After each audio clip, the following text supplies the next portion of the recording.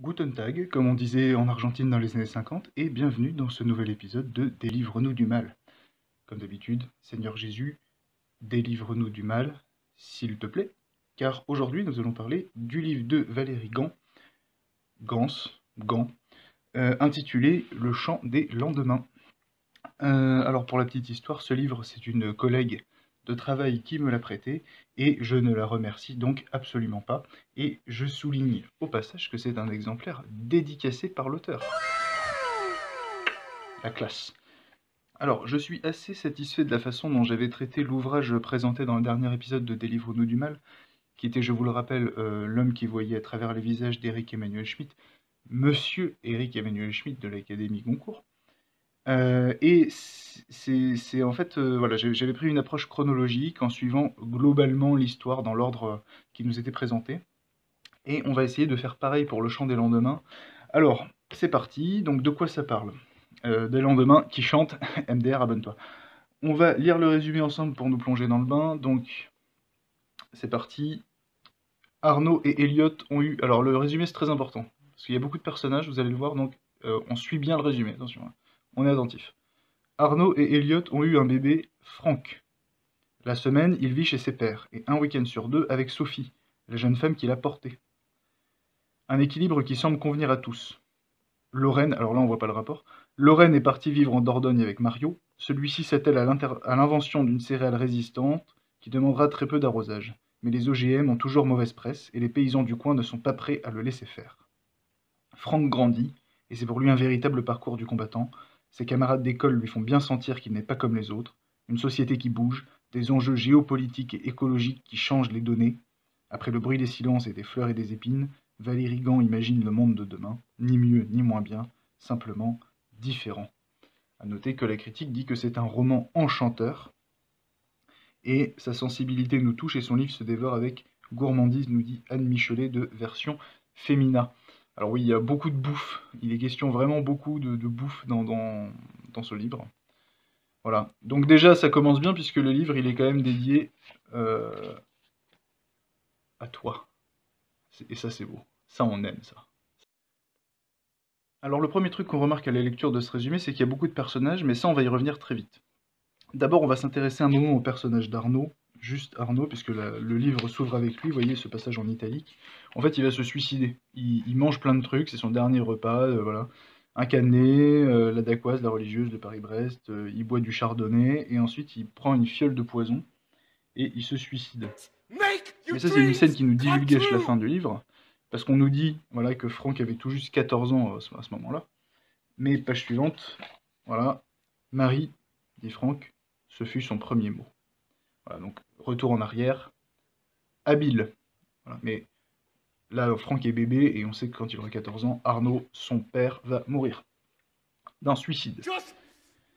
Alors là, il faut s'accrocher maintenant, et acheter un logiciel pour recréer, vous savez, les arbres généalogiques, là, les trucs comme ça, parce que entre la page 15 et la page 17, on fait la connaissance de Marie, Franck, Elliot, surnommé Elle, Arnaud, Loulou, qui est la belle-fille d'Elliot, et l'amoureux de Loulou, qui en fait, elle s'appelle Louise, mais donc du coup il y a son amoureux, il y a aussi Lorraine, la mère de Louise et de Bastien, dont on fait aussi la connaissance de Bastien, qui est le fils d'Arnaud, surnommé Arne, parce que en fait Lorraine c'est l'ancienne femme d'Arnaud, et il y a aussi donc Octave, qui est l'amoureux de Loulou, donc Louise, le fils d'Arnaud et de Lorraine, et donc la sœur de Bastien.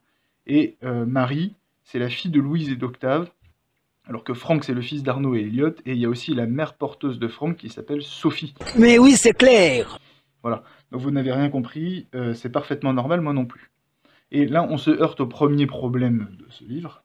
Hein. C'est le début d'une longue série, hein, je vous rassure tout de suite, parce qu'il fait 350 pages et qu'on n'en est qu'à la 15e. Et déjà, il y a 8 personnages en 2 pages. Il y a trop de personnages présentés d'un coup, avec toujours des liens alambiqués, etc. Finalement, l'histoire aurait été beaucoup plus claire en faisant l'économie de certains d'entre eux qui servent pas à grand chose. Mais on va lire un petit peu, du coup, un bout de la page 16, vous voyez, pour vous rendre compte du truc. Alors, comment ça donne hein, dans le récit. Lorsqu'Elliot lui reprochait son embonpoint, Arnaud rétorquait qu'il n'était pas encore venu à bout des kilos de la maternité. s'exclama Elliot en voyant sa belle-fille et l'amoureux de celle-ci tourner au coin de la rue avec une poussette chargée comme un baudet. En plus de Marie, leur fille, née un an avant Franck, la poussette servait à transporter le marché qu'ils avaient pris l'habitude de faire avant de venir déjeuner rue de Sévigné. Oui, parce qu'il y a aussi, il faut se souvenir des lieux aussi dans le livre. Elliot aimait beaucoup Louise. Même en plein conflit de loyauté entre sa mère, Lorraine, qui avait conservé une dent contre Arnaud, il est vrai qu'il ne devait pas être très confortable pour une femme de voir son ex-mari devenir gay, hein, et son frère Bastien qui ne voulait plus en entendre parler, Louise avait toujours été fidèle à son père, essayant de comprendre quand les autres jugeaient. Elle avait même réussi à rabibocher le père et le fils, alors que cela faisait près d'un an qu'ils ne s'adressaient plus la parole. Elle! Louise lui adressa un grand sourire et accéléra le pas, laissant Octave se débrouiller avec Poussette, Marché et Progéniture. Une progéniture qui avait des airs d'asticots, Marie avait vu Franck, et blablabla, et tac, et machin truc, et puis bidule. Insupportable, en fait. Insupportable. Et le pire de ça, c'est que l'auteur en est consciente de ça. Elle sait que c'est absolument imbuvable, parce que, donc je vais avancer beaucoup plus loin dans le livre pour vous montrer ces exemples, mais voilà, des fois on nous reprécise les liens de parenté, parce que l'auteur sait que bah, c'est clair pour personne, donc il faut des rappels, donc jugez plutôt. On va prendre la page 154 par exemple, vous voyez. Voilà. J'aime pas, génie Marie d'un air théâtral. Sans le savoir, elle reprenait les mots d'enfant de sa mère, Louise, qui de nombreuses années durant, ouais, voilà. Voilà, on rappelle que la mère de Marie, c'est Louise. Et pareil, alors là, bon, c'est tout à la fin, puisqu'on est à la page 336 sur 350, donc on va éviter de tout gâcher tout de suite. Hein. Mais on a carrément, vous voyez, ici, moi j'essaie de cacher, regardez pas, regardez pas. Arnaud avait vu les enfants, donc c'est quand il se suicide, là, vous voyez. Franck qui l'avait appelé, mais aussi Louise et Bastien, ses aînés. Ah oui, c'est vrai, voilà. Donc, en fait, si au bout de 336 pages, l'auteur a besoin de rappeler les liens familiaux d'un des personnages principaux, franchement, il y a un problème. Et puis des fois, bah voilà, alors page 20, on apprend que la sage-femme qui a aidé Sophie, voilà, la vie lui avait été clémente, donc à Sophie, et elle avait pu, avec l'aide de Julie, la sage-femme qui l'avait prise sous son aile et accouché, blablabla. Voilà. Donc on sait que la sage-femme qui a aidé Sophie à accoucher de Franck s'appelle Julie, et on ne parle absolument plus du tout de Julie dans le reste du livre. Sauf que 3 pages plus loin, tu nous balances 8 personnages, pourquoi tu nous embrouilles encore plus avec un autre personnage là? À quoi ça sert? Et c'est pareil pour les parents d'Octave. Alors déjà que Octave, c'est le copain de Louise, et donc le père de Marie, mais il est très secondaire dans le récit, limite on s'en fiche, quoi. Déjà qu'il sert pas à grand-chose, Octave, eh ben, vous serez ravis de savoir que ses parents à lui, ils s'appellent Cyril et Bénédicte, et c'est pareil, on ne parle plus jamais d'eux, à aucun moment dans le livre, on ne parle de Cyril et Bénédicte. Mais puisqu'on aime dire des prénoms comme ça, voilà, Cyril, Bénédicte, Louise, Marie, Julie, eh ben allons-y gaiement, on se gêne pas. Alors concrètement, je vous résume le livre pour que ce soit clair, en vous épargnant les personnages inutiles. Il y a un couple homosexuel, Arnaud et Elliot, qui ont recours à une mère porteuse prénommée Sophie, pour avoir un enfant appelé Franck. L'ovule a été donné par une major de promotion d'une prestigieuse université américaine, mais c'est anonyme, donc on ne sait pas. Et Arnaud a 2 enfants de sa précédente union d'avant de devenir gay, donc Louise et Bastien. Et Louise a une fille qui s'appelle Marie, et qui est la meilleure amie de Franck, puisqu'ils n'ont qu'1 an d'écart et qu'ils grandissent ensemble. On verra plus tard pour les autres personnages, mais au moins là, c'est clair. Et on suit un peu des histoires en parallèle, parce que dans le chapitre suivant, donc après tout ce bazar, ici, c'est les aventures de Lorraine, donc l'ancienne femme d'Arnaud, qui demande à ses enfants, donc Louise, la mère de Marie, et Bastien, s'ils partent tous en vacances, comme chaque année. Vous voyez, qui vient en Dordogne cet été, nanana, dans la rue Mercadet. Bon. Mais c'est littéralement un drame familial où tout le monde finit par pleurer, car en fait, les enfants qui sont grands ont d'autres plans, ils vont passer les vacances en couple ou avec des potes et pas avec leur mère, et vraiment, c'est la fin du monde, on est sur un enjeu romanesque extrêmement important, ici c'est vraiment une intrigue de folie, quoi. Mais du coup, Lorraine en profite pour annoncer à ses enfants un plus grand drame encore.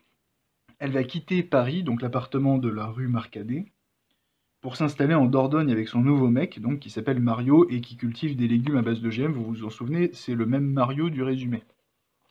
Et alors là, ils pleurent tous encore parce que la Dordogne, hein, si on s'en réfère à Google Maps, c'est au moins à 12 000 km de Paris, donc c'est vraiment la fin du monde, ils vivent plus ensemble, c'est vraiment terrible. La Dordogne, c'est nul, c'est une catastrophe. Donc précision importante quand même, je le rappelle, Louise et Bastien, ce sont les enfants de Lorraine et donc aussi ceux d'Arnaud, et Bastien craignait d'être homosexuel comme son père, mais finalement il rencontre une femme, et page 24, voilà, on apprend, vous voyez, mais il y avait Hélène désormais qui était entrée dans sa vie, parce qu'il y a Hélène aussi, vous voyez, qui était entrée dans sa vie alors qu'il se demandait s'il n'avait pas, comme son père, un penchant pour l'homosexualité. Le confortant dans sa virilité, Hélène lui donnait des ailes. Voilà. Donc c'est quand même important de noter qu'il est impossible d'être à la fois homosexuel et viril en même temps, c'est visiblement incompatible. Donc avec tout ça, on arrive tout doucement vers la page 50 et globalement, il s'est encore rien passé, hein. Mais à part ce drame national qui est le déménagement en Dordogne, hein, c'est toujours une histoire tragique, les départs en Dordogne. L'histoire, en fait, c'est que dans le couple homosexuel, et donc pas viril, forcément, d'Arnaud et d'Eliott, on ne sait pas qui est le père biologique de Franck, car ils ont donné tous les deux leur sperme, et ensuite ils ont été mélangés, ou je sais pas comment, ils ont fait quoi. Et le spermatozoïde qui a fécondé l'ovule, on ne sait pas à qui il est. Et ils se sont jurés de ne jamais chercher à le savoir. Mais Arnaud est ronchon parce qu'il pense que c'est Eliott qui est le père et pas lui, et donc il se comporte comme une enflure avec Franck. Celui-ci lui fait genre un dessin d'enfant, vous voyez, et Arnaud dit que c'est de la merde, il le froisse et il le jette à la poubelle devant le gamin, par exemple. Enfin, il déteste, en fait, il n'aime pas son fils. Et alors, page 67, là, il se passe enfin un vrai truc, c'est-à-dire que on apprend que, en plus d'avoir des parents, Octave a une sœur qui s'appelle Lucrèce, et dont on ne sait absolument rien, si ce n'est son nom, mais c'est la farandole des prénoms, encore une fois, donc on y va franco, c'est parti. Page 75, il se passe quelque chose de beaucoup moins intéressant. Mario, donc le nouveau mec de Lorraine, qui, je vous le rappelle, dans Mon Infinie Bonté, est l'ancienne femme d'Arnaud, hein, Lorraine, il décide de lancer des cultures de légumes génétiquement modifiés pour qu'ils consomment moins d'eau et donc pouvoir nourrir plus de gens, parce qu'en fait, le livre se passe dans une sorte de futur vaguement proche, on ne sait pas trop. Et page 81, alors là on va le lire parce que là il se passe enfin un vrai truc, hein. Donc lisons ensemble la page 81. Donc là, ils se disputent encore Arnaud et Elliot sur la paternité de Franck. De son côté, Elliot s'était mis à douter, l'obsession que développait Arnaud quant à la ressemblance et le constat évident désormais que Franck n'avait pas ses traits, ni même quoi que ce fût d'approchant, n'était pas sans fondement. Dans le dos de son mari, il s'était donc mis à remonter la piste très cloisonnée de la donneuse, l'autre mère qui désirait garder l'anonymat et n'avait été qu'un pseudonyme sur une fiche de papier glacé. Car ce qu'il avait soufflé dans l'oreille de la directrice et qui avait fait pencher la balance en faveur de Franck, Elliot n'en avait jamais parlé à son mari. Arnaud avait vu juste. Elliot ne lui avait pas tout dit. Je suis indigné. Indigné par le procédé, indigné par le mensonge, indigné par l'outrance. La page 81, vous voyez, on a un début de semblant d'ombre, d'ersatz, d'intrigue.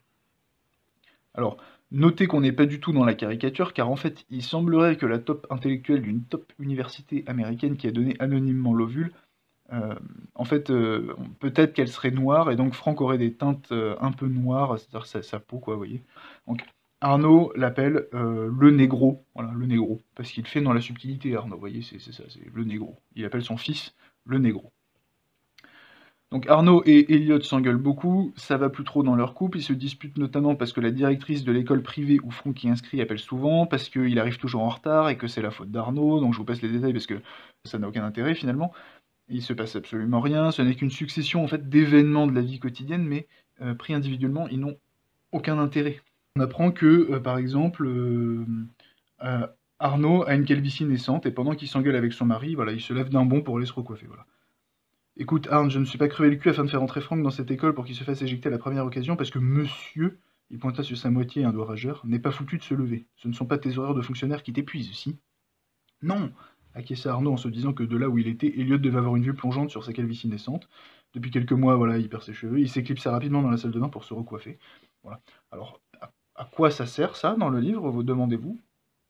Ben, moi aussi, je me demande, parce que ça ne sert strictement à rien du tout. À rien du tout. C'est comme si on disait que, je sais pas, le professeur Dumbledore, alors qu'il fait son discours de bienvenue pour les premières années à l'école Poudlard, Il se lève subitement pour aller faire pipi.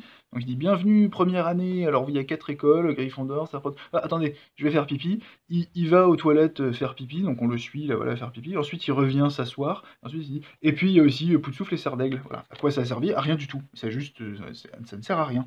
Donc ensuite Elliot fait un terrible reproche à son mari Arnaud. Voilà, il lui dit voilà.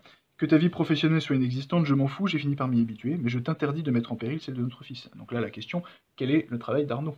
Que fait-il pour que sa vie professionnelle soit inexistante? Est-ce qu'il est au RSA? Il est agrégé d'anglais et professeur d'université à la Sorbonne. Donc autant dire que c'est de la merde. Voilà, donc à l'issue de cette dispute, Arnaud rejette complètement Franck. Il dit que ce n'est pas son fils, et Franck finira d'ailleurs par appeler Elliot papa et Arnaud Arnaud. Ils ne s'aiment pas, ils n'ont aucun lien, et globalement, Arnaud fait chier tout le monde, Elliot ne l'aime plus, et de toute façon, Arnaud n'avait jamais eu un lien très fort avec ses deux fils, ses deux enfants, donc Bastien et Louise. Ni même avec sa petite fille, du coup, Marie. Mais ce qui se passe surtout, c'est que Sophie, donc la mère porteuse de Franck, vient souvent les voir parce qu'elle s'entend super bien avec Elliot et avec Franck. Mais pas du tout avec Arnaud, lui, lui ça le fait chier en fait. C'est-à-dire qu'il aime pas il aime pas voir la mère porteuse se rapprocher un peu de sa famille.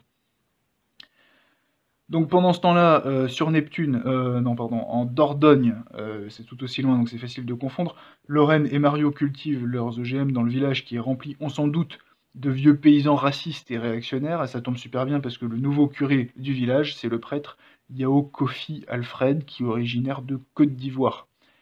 Et il est venu de Côte d'Ivoire avec sa famille, puisque l'auteur nous glisse ses réflexions personnelles sur le célibat des prêtres, voilà. Et il fait des... Donc dans son univers, les prêtres sont mariés, ont des enfants. Et il fait des sermons hauts en couleur. Alors, sans mauvais jeu de mots, hein, sans mauvais jeu de mots. C'est pas moi qui fais un jeu de mots, c'est vraiment écrit dans le livre, des sermons hauts en couleur. Ces sermons, ils sont souvent applaudis. Donc déjà, il faut jamais avoir assisté à une messe catholique pour s'imaginer qu'on applaudit à la fin d'un sermon du prêtre. Hein, c'est juste avant les saltimbanques et les confettis, enfin bon bref. Page 110. Et oui, parce que depuis tout à l'heure je parle, mais on n'en est qu'à la page 110 là dans le livre, en fait. Vous voyez? Donc il s'est encore rien passé d'intéressant et on en est déjà même pas à un tiers. Mais bon, on va passer plus vite, je vous rassure tout de suite, parce qu'après il se passe vraiment plus grand chose. On va à page 110 admirer le passage qui nous montre que Mario et ses cultures OGM ne sont pas bien accueillis au village. Mario prenait un pastis en compagnie de Lorraine et de Christiane au bar en face de la mairie. Bon, qui est Christiane? C'est la mère de Lorraine, donc voilà, on s'en fout. Curieusement nommé Café de l'Amérique par Mika, un baroudeur qui avait fini par poser son sac dans ce petit village de Dordogne depuis si longtemps qu'il faisait désormais partie du paysage. Un voisin que Mario ne connaissait que pour ses éclats de voix nocturnes. Le bruit courait dans le village qu'il s'enivrait et battait sa femme, s'approcha de leur table et le saisit par le collet. « On sait ce que tu manigances, l'étranger !» éructa le type, le visage si près de celui de l'Italien que celui-ci put voir ses yeux injectés de sang. À 11 h du matin, l'homme avait déjà un certain nombre de godets derrière la cravate et dut se retenir à la table pour ne pas tomber. Mario, qui détestait la promiscuité, surtout lorsque celle-ci était à la fois malveillante et alcoolisée, fit mine de se lever, mais Christiane le retint d'une main, elle était née dans le village blablabla. Il était clair qu'il cherchait la bagarre et espérait rallier les nombreux buveurs qui observaient la scène avec curiosité. L'absence de réaction de Mario le laissa décontenancé. « Tu devrais rentrer chez toi, loulou, lança Christiane d'une voix doucereuse. Sinon tu n'auras pas ta petite gâterie du week-end. Des rires étouffés fusèrent çà et là. Tout le monde était au courant de la quasi-impuissance de Louis, qui obligeait sa femme à se mettre en quatre pour le satisfaire, et nul n'ignorait qu'elle-même trouvait son bonheur dans les bras du boulanger, à qui elle avait tout raconté. Si j'avais envie de lire des fanfictions d'adolescentes de 14 ans sur Tumblr, j'irais directement sur les Tumblr des adolescentes de 14 ans qui écrivent de la fanfiction. Alors ensuite, Elliot il a une galerie d'art, donc il était en déplacement professionnel, il rentre chez lui, il est très fatigué, il voit que le dîner n'est pas prêt, alors il propose à son mari de sortir manger dehors. Et alors là il faut que je vous lise le passage parce que c'est vraiment le meilleur passage du livre, c'est cosmique, cosmique. Mais Elliot était épuisé. Tu ne veux pas plutôt qu'on sorte manger quelque chose? J'en rigole d'avance, oui. Proposa-t-il à Arnaud quand, d'un rapide coup d'œil dans la cuisine, il réalisa que rien n'était prêt pour le dîner. Je suis trop fatigué pour m'engueuler. Dans le four, grogna Arnaud en indiquant l'îlot de cuisson d'un geste du menton. Il ignora sciemment la dernière phrase de son mari. Avec ce qu'il venait d'apprendre, lui aussi était trop bouleversé pour chercher la bagarre. Une explication franche, voilà tout ce qu'il voulait. Elliot réalisa qu'Arnaud était en babouche, ce qui signifiait « c'était fou comme les deux hommes se connaissaient ». que le plat dans le four devait être un tagine, l'un de ses mets préférés. Non mais alors là, excusez-moi, mais c'est quand même splendide.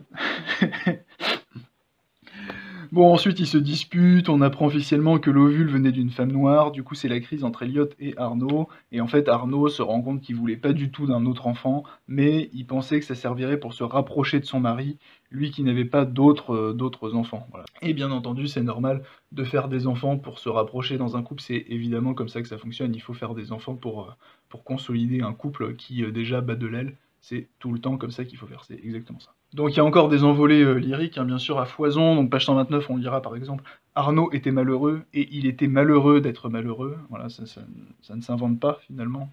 Quelle poésie, quelle verve, waouh. Ça c'est profond, c'est puissant. Donc à ce stade, Sophie, donc la mère porteuse, voit très souvent Franck et Elliot, ils passent beaucoup de temps ensemble, ils se rapprochent, ils déjeunent ensemble dans le dos d'Arnaud, voilà, qui commence à faire des crises de jalousie d'ailleurs. Bon, le livre alterne entre ce récit-là, Arnaud, Elliot, Franck et Sophie d'un côté, et Mario qui cultive ses légumes OGM de l'autre. Et finalement, la moitié du livre, ça finit par se croiser. À l'école, les enfants sont jaloux de Franck, qui a d'excellents résultats, grâce à l'ovule de la femme super intelligente. Hein. Et donc, comme il est né d'une mère porteuse, etc., ses camarades de classe l'appellent l'enfant OGM. Donc voilà où l'auteur voulait en venir dès le départ, hein, en croisant ces deux récits. Page 151, le père Yao de Côte d'Ivoire donc répartit un arrivage de migrants comme main-d'œuvre dans les exploitations agricoles des paysans qui sont racistes, hein, je le rappelle, ce sont des paysans de la Dordogne, donc ils sont racistes, fainéants, alcooliques, tout ce que vous voulez. On fait pas dans la demi-mesure, hein, dans le champ des lendemains. Donc, page 151, le père Yao répartit des migrants, et on a des réflexions somme toute sympathiques. Donc, voilà, des hommes qui, en plus, parlaient parfaitement français et comprenaient ce qu'on leur demandait. Donc les paysans sont contents, finalement, de recevoir cette main-d'œuvre extra-européenne pour les aider dans les champs. Voilà.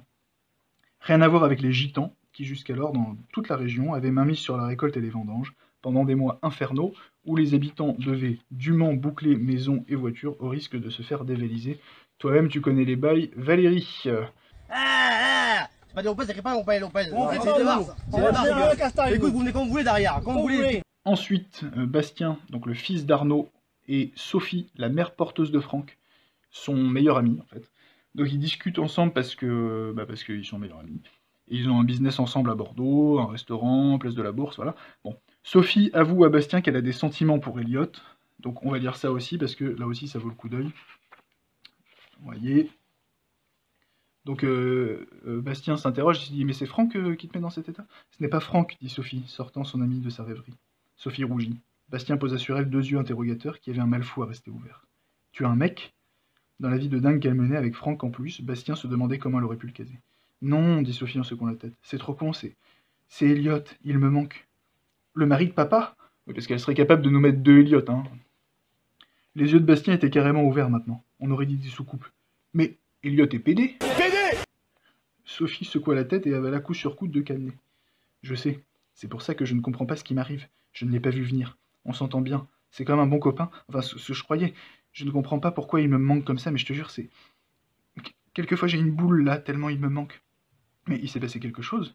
Bien sûr que non, comme tu dis. Il est pédé. Pédé répétèrent-ils d'une même voix. Bon, puisqu'il est pédé, hein... Dommage. Donc il y a aussi voilà, les méchants racistes paysans, 2 pages plus loin, page 170, vous voyez, qui nous diront « Non mais vous vous rendez compte ?» s'indignent les paysans en faisant se succéder les tournées de pastis au café de la mairie. Ouais, évidemment, c'est du pastis. Hein. Ils nous envoient encore 5 familles de bananias, avec les femmes, les gosses et tout. Et 5 familles chez eux, ouais, ça fait du monde, oh, con. Des rires moqueurs fusèrent. Ah, tu les appelles pas comme ça, bon, voilà, bon, allez. On peut difficilement faire plus caricatural. On dirait un truc écrit par des collégiens dans un collège de banlieue pour participer à une manifestation contre les discriminations organisée par la mairie de Rambouillet à l'occasion du 14 juillet ou je ne sais quoi. Vous voyez, donc bon, on a encore des trucs.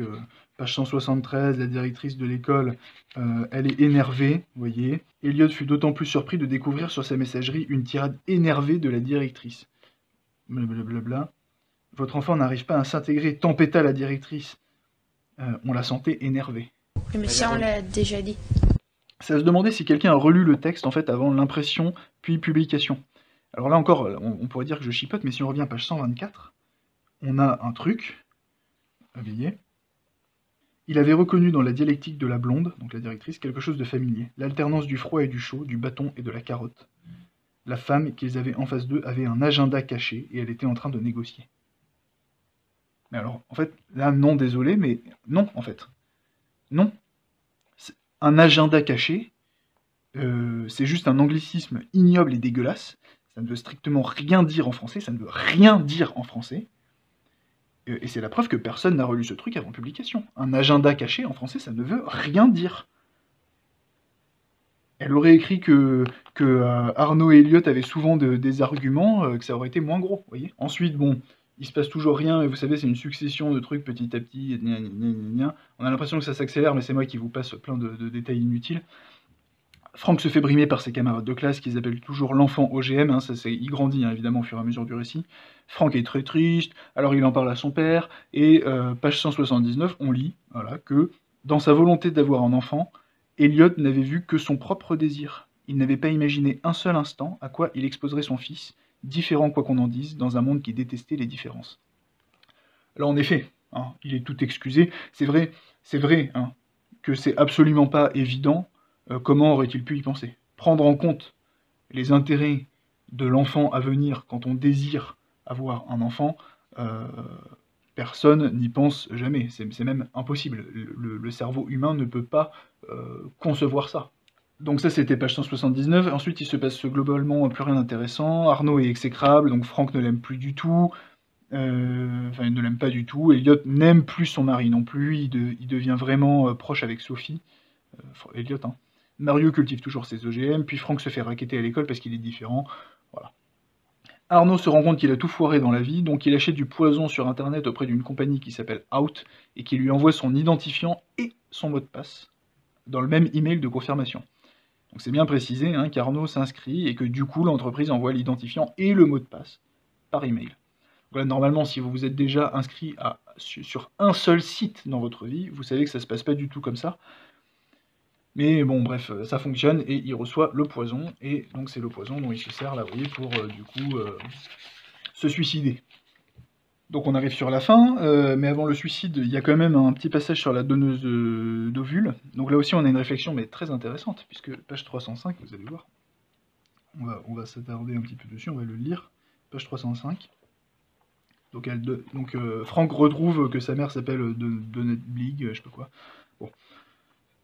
Sans le vouloir, sans le savoir, sans avoir même pensé que les ovules qu'elle vendait deviendraient un jour un être vivant qui porterait quelques-unes de ses caractéristiques à elle, ou y avait-elle pensé, y pensait-elle encore parfois, faisait-elle tout pour l'oublier? Cette femme avait donné à Franck quelque chose de précieux. Donc là, même chose. Effectivement. Comment aurait-elle pu ne penser, quand au moment de vendre ses ovules, qu'elle contribuerait à créer un être vivant? Comment aurait-elle pu y penser? C'est comme mon boulanger, vous savez, il se lève à 3h du matin pour faire cuire du pain, mais est-ce qu'il peut s'imaginer que ce pain sera acheté pour être mangé? Mais non. C'est impossible de voir aussi loin, d'anticiper aussi loin l'avenir. Impossible, l'esprit humain ne permet pas d'aller aussi loin. Donc là, quand on vend ses ovules, évidemment, c'est pas du tout, on pense pas du tout aux enfants qui vont être mis au monde grâce à ces ovules. Non, bien sûr que non. Bref, donc page 336, enfin Arnaud avale sa fiole de poison pour se suicider. J'en ai marre de cette vie. J'en ai marre. Et voilà. Et après cette goinfrée de sucreries comme un porc, et là, mais c'est niais, mais c'est d'une niaiserie. Franck, qui déteste son père, donc repasse à l'appartement pour un prétexte quelconque, et il découvre Arnaud affalé par terre, en train de mourir. Alors il se précipite sur lui, et il dit, voyez, Arnaud! Cria-t-il cette fois, et comme le corps ne répondait pas, il se précipita vers lui et répéta Papa! Et en fait, Arnaud est sauvé, donc il se réconcilie avec tout le monde. Franck aime Arnaud maintenant, ils vont rattraper le temps perdu. Arnaud se rend compte qu'il aurait pu passer plus de temps avec ses enfants, donc gna gna gna. Voilà, et c'est aussi simple que ça, donc voilà. Bon. En fait, le problème de ce livre, c'est que l'auteur, là, a voulu aborder trop de thèmes. En fait, donc vous voyez, il y a l'homoparentalité, les mères porteuses, les OGM, les migrants qui, en fait, ne peuvent plus vivre en Afrique, donc ils sont obligés d'être répartis un peu à l'arrache dans tous les pays européens. Donc c'est le père de Côte d'Ivoire qui décide, gna gna gna, comment ça se fait. Euh, voilà. Il y a des réflexions sur tout et n'importe quoi, et en fait, on se perd dans plein de pseudo-considérations qui, en fait, ne vont nulle part. Mais il reste 15 pages, hein, vous voyez. On est page 336, il reste 15 pages, et il reste une chose à conclure. Vous voyez ce que c'est, sûrement. Parce qu'il y avait une histoire entre Elliot et Sophie. Hein. Donc, abracadabra, Arnaud quitte Elliot, et ils restent très amis, très proches, hein, parce qu'ils se détestaient avant la tentative de suicide, mais une tentative de suicide, c'est magique, donc ça arrange tous les liens. Donc maintenant, ils sont super proches, ils s'adorent. Donc Arnaud dit, bon, notre couple marche pas, c'est dommage qu'on se déteste, donc je te quitte. Et Elliot, du coup, qui était homosexuel, hein, c'est écrit page 270, Elliot il est homosexuel, c'est écrit là, hop, voilà. Avait-il toujours été gay? Toujours. Avait-il jamais couché avec une fille ou simplement embrassé? Pas vraiment. Donc du coup, Elliot et Sophie, voilà, ils fricotent, donc Sophie reste à bouche bée, pour se donner une contenance, elle vide son verre d'un trait. T'es pas en train de me faire une proposition, là? Elliot joue distraitement avec les doigts de sa main et se pencha vers elle pour l'embrasser. Bah signe nuche, voilà, donc ensuite, bah, Franck, il est content, parce que du coup, vous voyez, l'équilibre de Franck reposait sur l'amour de ses deux parents qui, 15 ans après sa naissance, s'étaient rencontrés, voilà. Seigneur, délivre-nous du mal par pitié, amen.